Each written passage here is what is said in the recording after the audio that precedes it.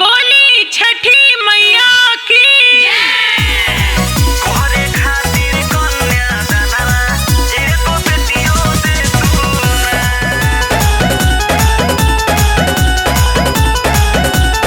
एगो बेटियो दे तू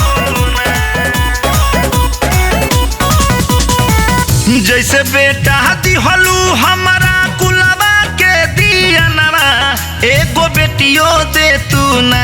ए छठी माई जैसे बेटा दिहलू हमारा कुलवा के दियनवा एगो बेटियो दे तू ना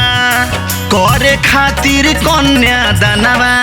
एगो बेटियो दे तू ना करे खातिर कन्या दानवा एगो बेटियो दे तू ना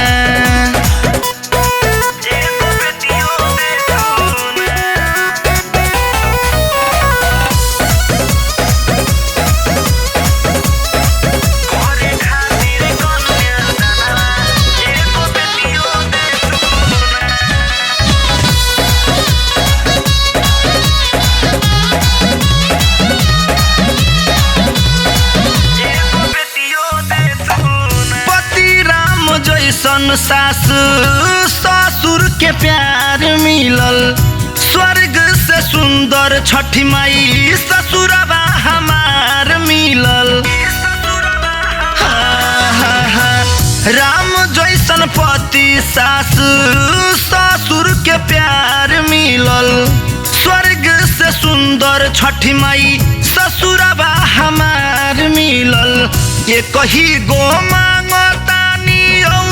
हम मांगनवा एगो बेटियो दे तू ना करे खातिर कन्या दानवा एगो बेटियो दे तू ना करे खातिर कन्या दानवा छठी माई बेटियो दे तू ना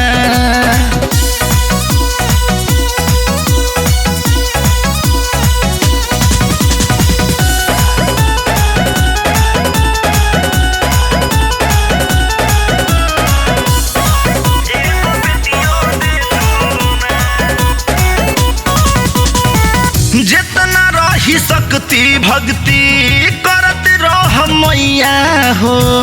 रखी हमके हरदम अपने अचरा के छैया हो जितना रही शक्ति भक्ति करत रहब मैया हो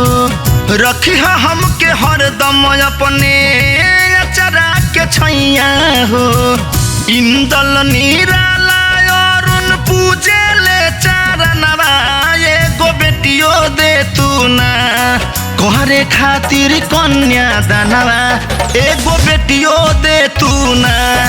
करे खातिर